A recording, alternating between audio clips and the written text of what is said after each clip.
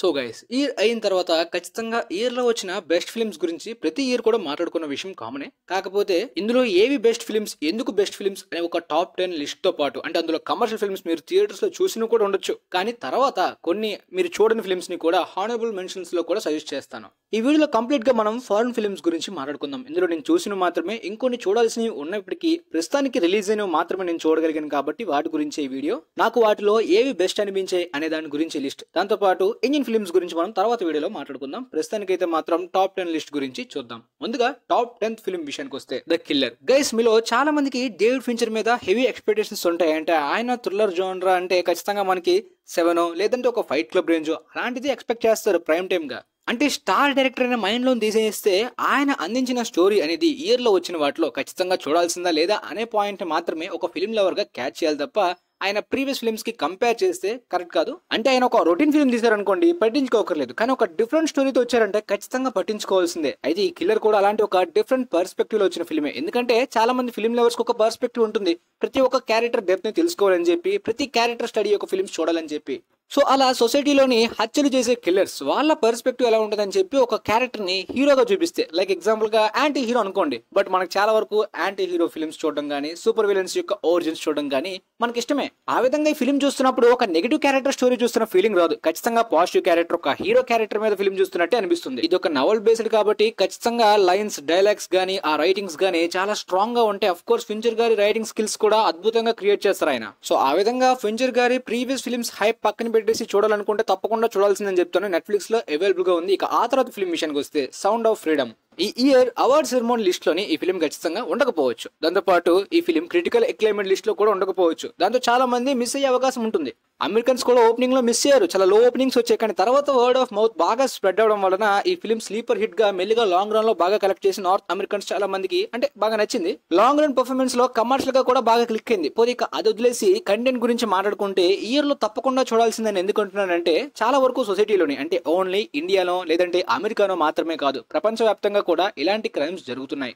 So అలాంటి serious sensitive topic నే deep గా చూపించారు. అఫ్ కోర్స్ మన ఇండియాలో కూడా సిర్ఫ్ ఏక్ బందా కాఫీ హే, దాంతో పాటు సిద్ధార్థ్ ది చిత్తా ఈ ఫిల్మ్స్ లో చూస్తున్నప్పుడు కూడా కొద్దిగా సిమిలర్ గా అనిపించింది ఈ 3 ఫిల్మ్స్ నాకు. సో మోస్ట్లీ ఫిల్మ్ లవర్స్ ఇది తప్పకుండా చూడాల్సిందని చెప్పి సజెస్ట్ చేస్తాను. అంటే ఇది ఒక ఓల్డ్ ఇన్సిడెంట్స్ ని బేస్ చేసుకుని తీసింది. అంటే ప్రెజెంట్ సొసైటీకి అవసరం లేదని కాదు, ప్రెజెంట్ సొసైటీలో కూడా ఇలాంటివి జరుగుతున్నాయి, వాటి వల్ల ఎంత దారుణాలు జరుగుతాయని చెప్పి చూపించారనమాట.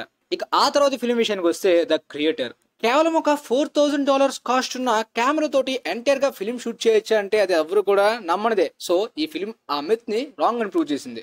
ఈ ఫిల్మ్ ఎంటైర్ గా ద సోనీ FX3 కెమెరా తోటి షూట్ చేశారు. నిజంగా చూస్తున్నప్పుడు ఆ క్వాలిటీ గానీ ఎక్కడ కూడా మనకి ఒక లో క్వాలిటీ అనే ఫీలింగ్ రాదు. ఫర్ ఎగ్జాంపుల్ గా కొంతమంది పెద్ద పెద్ద కెమెరాస్ ని యూజ్ చేస్తున్నట్టు పెద్ద పెద్దగా ఖర్చులు పెడుతున్నట్టు చెప్తారు తప్ప లో కాస్ట్ లో కూడా మీరు ఎంత క్వాలిటీ ఫిల్మ్ తీయచ్చో ఈ ఫిల్మ్ చూపించింది. పోతే అన్ఫార్చునేట్లీ ఈ ఫిల్మ్ కి చాలా అవార్డ్స్ డిజర్వ్డ్ అని అనిపించింది నాకు. ఆ సెట్ పీసెస్ గానీ కాస్ట్యూమ్ డిజైనింగ్ గానీ అంతా కూడా అంత క్వాలిటీగా ప్యాషనెట్ గా కనిపించింది ఒక సినిమాలో చూస్తున్నప్పుడు. అంటే most of the film lovers కి ఇయర్ ఎండింగ్ లోని ఒక టాప్ నాచ్ టెక్నికల్ ఆస్పెక్ట్స్ ఉన్న ఫిల్మ్ చూడాలని ఉంటుంది. లైక్ ఎగ్జాంపుల్ గా ఒక టెక్నికల్ మాస్టర్ పీస్ అనొచ్చు. ఫర్ ఎగ్జాంపుల్ టెనెట్ గానీ, డ్యూన్ గానీ అండ్ టాప్ గన్ మ్యావరిక్ గానీ ఇలాంటివి. బట్ ఇది అలాంటి ఫిల్మ్ అని చెప్పను, ఎందుకంటే ఇది చాలా చాలా లో బడ్జెట్ లో తీసిన ఫిల్మ్. అఫ్ కోర్స్ మన ఇండియన్ ఫిల్మ్స్ తీస్తుంటారు కదా, ఆ బడ్జెట్ లో తీసిన ఫిల్మ్ తోటి ఈ రేంజ్ అవుట్పుట్ వచ్చిందంటే నిజంగా గ్రేట్ అని చెప్పుకోవాలి. కానీ హాలీవుడ్ లో టెక్నికల్ ఆస్పెక్ట్స్ లోని అవార్డ్స్ కేటగిరీ వరకు వెళ్ళాలంటే కేవలం ఒక ప్యాషన్ ఉంటే సరిపోదు, క్వాలిటీ గానీ కాంపిటీషన్ హెవీగా ఉంటుంది కాబట్టి సో అక్కడే మిస్ అవుతుంది. అందువల్లనే A24 వాళ్ళు ప్రొడ్యూస్ చేసే ఫిల్మ్స్ అన్ని కూడా మన ఇండియన్ కరెన్సీలో 100 కోట్ల బడ్జెట్ లో తీసినట్టే ఉంటుంది, కానీ క్వాలిటీ చాలా బాగుంటుంది. కాకపోతే అవి హాలీవుడ్ కాంపిటీషన్ కి సరిపోవు. లైక్ లైట్ హౌస్ గానీ, నార్త్ మ్యాన్ గానీ ఇలాంటి చాలా ఫిల్మ్స్ వాళ్ళు ప్రొడ్యూస్ చేశారు లో బడ్జెట్ లో. సో ఇది కూడా అలాంటిదే. పోతే ఇది ఓన్లీ టేకింగ్ మాత్రమే కాదు, కాన్సెప్ట్ గానీ డ్రామా గానీ అంత ఇంపాక్ట్ఫుల్ గా డిజైన్ చేశారు. ఫ్యూచర్ లో జరగబోయే హ్యూమన్ వర్సెస్ ఆర్టిఫిషియల్ ఇంటెలిజెన్స్ యొక్క వార్ లాంటిది. పోతే ఈ రెండింటికి ఇంటర్లింక్ పాయింట్ పెట్టి హ్యూమన్ కి AI కి మధ్యన ఉన్న ఒక strong bond and emotional balance కూడా బాగా చేశారు. అందువల్లనే ఖచ్చితంగా చూడాలని చెప్తాను. ఇక టాప్ 7th ఫిల్మ్ విషయానికి వస్తే ద హోల్డ్ ఓవర్. కొద్దిగా హిలేరియస్ గా అండ్ క్రేజియస్ట్ గా మాత్రమే కాకుండా కొద్దిగా డీప్ గా కూడా కనెక్ట్ అవుతుంది చాలా మందికి. అంటే సింపుల్ గా ఒక క్యారెక్టర్ స్టడీ అని చెప్పను కానీ ప్లాట్ స్టడీ అని చెప్పొచ్చేమో, ఎందుకంటే చాలా విషయాలు అయితే మాత్రం వాటిలో డీప్ గా కనెక్ట్ అయ్యే విధంగా కొన్ని పాయింట్స్ ని క్రియేట్ చేశారు ఫిల్మ్ లో. అంటే మనం ప్లాన్ చేసుకున్న హాలిడే టైం అంతా కూడా క్యాన్సిల్ అయిపోయి మూడ్ బ్యాడ్ గా ఉంటున్నప్పుడు, మనకు నచ్చని పర్సన్స్ తో ఉంటున్నప్పుడు ఆ టైం అంతా వర్స్ట్ గా ఉంటుంది. అలాంటి టైంలో బ్యూటిఫుల్ మెమరీస్ ఎలా క్రియేట్ అవుతాయి అనే టైప్ లో ఉంటుంది అనమాట. సో చూస్తున్నంత సేపు ఎంటర్టైనింగ్ గా మాత్రమే కాకుండా డీప్ గా కనెక్ట్ అయ్యే స్ట్రాంగ్ పాయింట్స్ ఉంటాయి. సో అందువల్లనే ఈ ఇయర్ లో వచ్చిన ఫిల్మ్స్ లో మస్ట్ వాచ్ ఫిల్మ్ గా ఖచ్చితంగా ద హోల్డ్ ఓవర్స్ ఫిల్మ్ ని చెప్పొచ్చు. ప్రస్తుతానికి పీకాక్ ఎంటర్టైన్మెంట్ అనే ఒక OTT లో అవైలబుల్ గా ఉంది. OTT లేకపోతే గా టోరెంట్స్ అయినా ఏదైనా మీరు ట్రై చేయాలనుకుంటే మీ ఇష్టమే.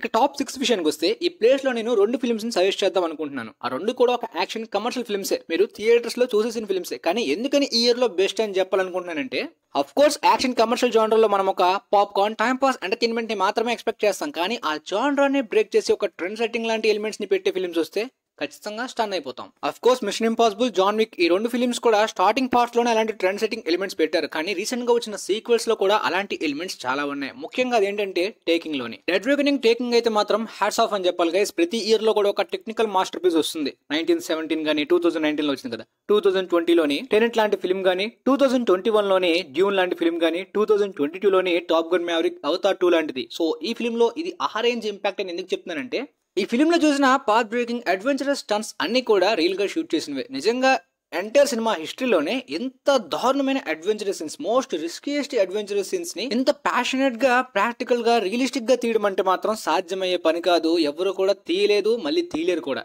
మళ్ళీ తీయాలంటే ఖచ్చితంగా అది Christopher McQuarrie and Tom Cruise వల్లనే అవుతుంది. అండ్ క్రిస్టోఫర్ నోలన్ గారు మోస్ట్లీ రియలిస్టిక్ షాట్స్ యూజ్ చేసిన ఇంత దారుణమైన అడ్వెంచరస్ సీన్స్ ఆయన రియలిస్టిక్ గా తీయలేరు.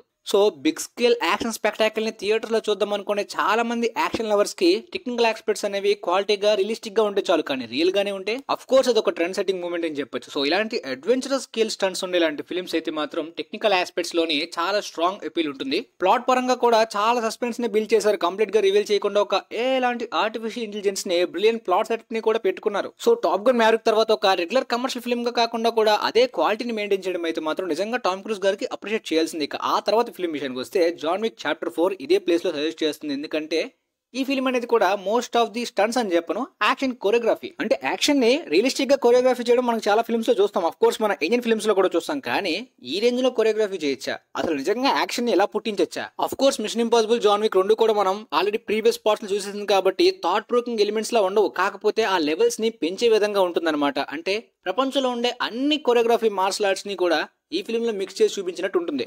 సో మిషన్ ఇంపాసిబుల్ లో ఆ అడ్వెంచర్ పార్ట్, ఈ ఫిల్మ్ లో ఉండే ఆ యాక్షన్ పార్ట్ రీక్రియేట్ చేయాలంటే చాలా చాలా కష్టం, చాలా ఎఫర్ట్స్ పెట్టాలి. ఫిల్మ్ లో ఉండే క్యారెక్టర్స్ గానీ, ఈ స్టోరీ గానీ అంతా కూడా ఒక క్వాంటిన్ టారెంటినో ఫిల్మ్ చూస్తున్న వైబ్ ఇస్తుంది. అంటే టేకింగ్ తో పాటు అంత బ్యాడ్ పవర్ఫుల్ క్యారెక్టర్స్ ని కూడా రాసుకునే విధానం గానీ, చూపించే విధానం గానీ అంతా కూడా బాగా అచీవ్ చేయగలిగారు అనమాట ఈ ఫిల్మ్స్ లోని. అందువల్ల ఈ 2 ఫిల్మ్స్ ని ఖచ్చితంగా చూడమని సజెస్ట్ చేస్తాను. ఇయర్ లో బెస్ట్ ఫిల్మ్స్ మీరు చూసే ఉంటారు ఈ పాటికి ఆల్రెడీ. ఇక టాప్ 6 విషయానికి వస్తే సొసైటీ ఆఫ్ ది స్నో. నేను నిజంగా ఈ వీడియో చేయడం లేట్ అయిందని మంచిగానే ఫీల్ అయింది. ఎందుకంటే ఈ ఫిల్మ్ ని మిస్ అయ్యి ఉండేవాడిని. నెట్ఫ్లిక్స్ లో రిలీజ్ అయింది, తప్పకుండా చూడండి ఈ ఫిల్మ్ ని. ఒక సర్వైవల్ డ్రామాలోని డిఫరెంట్ ఎక్స్పీరియన్స్ ఇచ్చేలాంటి ఫిల్మ్ అని చెప్పొచ్చు. ఒకవేళ మీరు ఫెయింట్ హార్టెడ్ సెన్సిటివ్ పర్సన్స్ అనుకోండి, చూడకుండా అని చెప్తాను. ఎందుకంటే కొద్దిగా డిస్టర్బింగ్ గా ఉంటాయి చాలా సీన్స్. సౌత్ అమెరికా గురించి మీకు తెలిసే ఉంటుంది, లాటిన్ అమెరికా. అక్కడ ఉండే ఆ స్నో ఇన్సిడెంట్స్ అండ్ ఒకప్పుడు జరిగిన ఇన్సిడెంట్స్ మీద తీసిన సినిమా ఇది.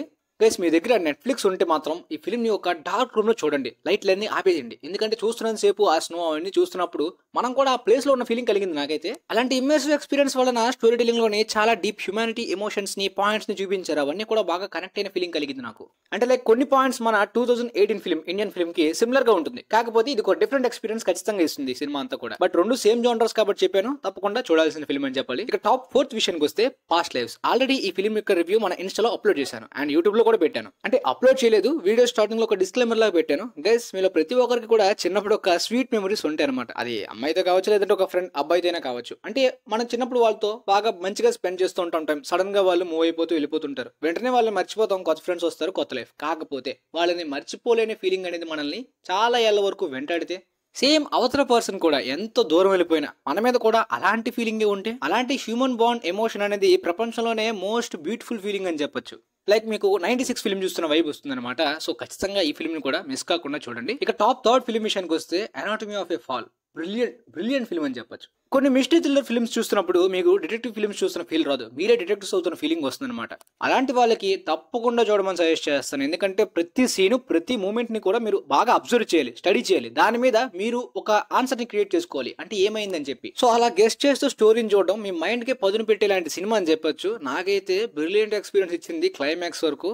చాలా సినిమాలు మిస్టరీ పాయింట్ లో అటు తిప్పి ఇటు తిప్పి ట్విస్ట్లు పెడుతుంటారు. ఇవన్నీ కూడా ఎంటర్టైనింగ్ గా బాగుంటాయి, సడన్ గా సర్ప్రైజ్ చేసినట్టు. కానీ ఈ ఫిల్మ్ అలా ఉండదు, మిమ్మల్ని ఈ ఇష్యూని సాల్వ్ చేయండి అనే విధంగా మైండ్ కి పదును పెడుతుంది. సో ఇలాంటి ఫిల్మ్స్ చాలా రేర్ గా వస్తుంటే తప్పకుండా చూడండి, మిస్ కాకండి. మంచి ఎక్స్పీరియన్స్ అని చెప్తాను. ఇక తర్వాత టాప్ లిస్ట్ ప్లేస్ లోని ఆపెన్హైమర్. చాలా వరకు క్యారెక్టర్ స్టడీని పక్కన పెట్టండి. ఇది రియల్ బయోగ్రఫీ అన్నమాట. అంటే ప్రపంచంలోనే అత్యంత దారుణమైన మారణాయుధాన్ని క్రియేట్ చేసిన వ్యక్తి. ఆ లైన్ వినగానే ఎలా అనిపిస్తుంది? చాలా తెలివైన వాడు, భయంకరమైన పర్సన్, ఘోరమైన వ్యక్తి అనిపిస్తుంది కదా. అలా ఏం లేదు. ఆయనకి కూడా ఒక హ్యుమానిటీ, ఎమోషన్స్ ఉంటాయి. ఆయన దీన్ని క్రియేట్ చేయడానికి వెనకతల ఉన్న మోటివ్ ఏంటి, దాంతో పాటు క్రియేట్ చేసిన తర్వాత ఎంత పెద్ద తప్పు చేసినని చెప్పి రియలైజ్ అయ్యి ఎంత ఎమోషనల్ గా సఫర్ అవుతారు, దాంతో పాటు ఆయన దీన్ని క్రియేట్ చేయడానికి ఎంత తెలివి అవసరమో, దాంతో పాటు ఆయన రియల్ లైఫ్ లో కొన్ని ఇన్సిడెంట్స్ కూడా అంతే అవసరం. సో అవన్నిటిని కూడా చాలా బ్యూటిఫుల్ స్టోరీ టెలింగ్ లోని క్రిస్టోఫర్ నోలన్ గారు ఈ ఫిల్మ్ లో అందించారు. నోలన్ గారి ఫిల్మోగ్రఫీలోనే most unique and different and మంచి ఎక్స్పీరియన్స్ కూడా ఇస్తుంది. ఆల్రెడీ మీరు చూసేసే ఉంటారు. టాప్ 1 కి వెళ్లే ముందు హానరబుల్ మెన్షన్స్ లోని సొసైటీలో చాలా మంది చూడాల్సిన film Barbie. Second Asteroid City, Wes Anderson గారు తీసిన ఫిల్మ్ కాబట్టి క్రేజియస్ట్ గా ఉంటుంది, కామెడీగా కూడా ఉంటుంది. Next leave the world behind, Netflix లో బాగా ట్రెండింగ్ అయింది. మోస్ట్ హారిఫిక్ గా అండ్ స్ట్రేంజ్ గా డిఫరెంట్ గా ఉంటుంది. ఇక ఆ తర్వాత మే డిసెంబర్, ఈ ఫిల్మ్ కూడా సైకలాజికల్ గా డిఫరెంట్ గా ఒక స్ట్రేంజ్ వైబ్స్ ని అందిస్తుంది. నెట్ఫ్లిక్స్ లోనే అవైలబుల్ గా ఉంది.